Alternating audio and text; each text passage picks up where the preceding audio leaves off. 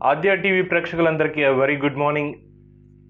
మనం ఈరోజు బంగారం ధరలు ఎలా ఉన్నాయి అనేది అప్డేట్ మనకు వచ్చేసింది. మనం దీన్ని బట్టి చూసుకుంటే కనుక రేపు వినాయక చవితి సందర్భంగా మార్కెట్లు ఎలా ఉన్నాయి, ఏ రకంగా ఈరోజు తగ్గింది, రేపటికి ఎలా ఉండబోతుంది, సో దాంతో మనం ఇప్పుడు ఏమైనా పండగకి బంగారం కొనొచ్చా లేదా అనేది ఒకసారి తెలుసుకుందాం. ముఖ్యంగా మార్కెట్ ప్రకారం చూసుకుంటే బులియన్ మార్కెట్ నిపుణులు ఇచ్చినటువంటి సమాచారం ప్రకారం బంగారం ధర ఇవాళ కూడా దిగొచ్చింది.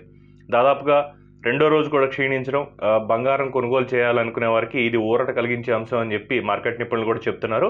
ఎందుకంటే అంతర్జాతీయ మార్కెట్లో బంగారం ధర పెరిగినా కూడా దేశీయ మార్కెట్లో పసిడి ధర పడిపోవడం అనేది గమనార్హంగా చెప్తున్నారు. అలాగే పసిడి ధర తగ్గితే వెండి ధర కూడా ఇదే దారిలో నడవడం జరిగింది. ఇవాళ హైదరాబాద్ మార్కెట్లో బంగారం ధర దిగొచ్చింది. దాదాపు 10 గ్రాముల 24 క్యారెట్ల బంగారం ధర ఏకంగా 780 రూపాయలకి పడిపోయింది.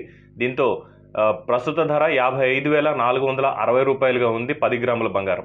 అలాగే 22 క్యారెట్ల బంగారం ధర కూడా దిగొచ్చింది. దాదాపుగా 10 గ్రాముల బంగారం ధర 720 రూపాయల తగ్గుదలతో 50,840 రూపాయలకు చేరుకోవడం అనేది జరిగింది.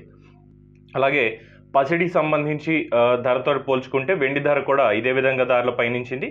దాదాపుగా కేజీకి 1,100 రూపాయల తగ్గుదలతో ధర 67,000 రూపాయలకి దిగొచ్చింది వెండి.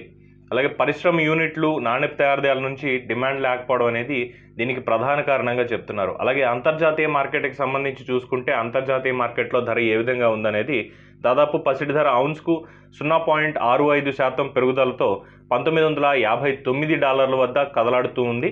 అలాగే బంగారం ధర బాటలోనే వెండి కూడా పయనించడం జరిగింది. దాదాపు ఔన్స్కి 1.43% పెరుగుదలతో $27.53కు చేరుకోవడం జరిగింది.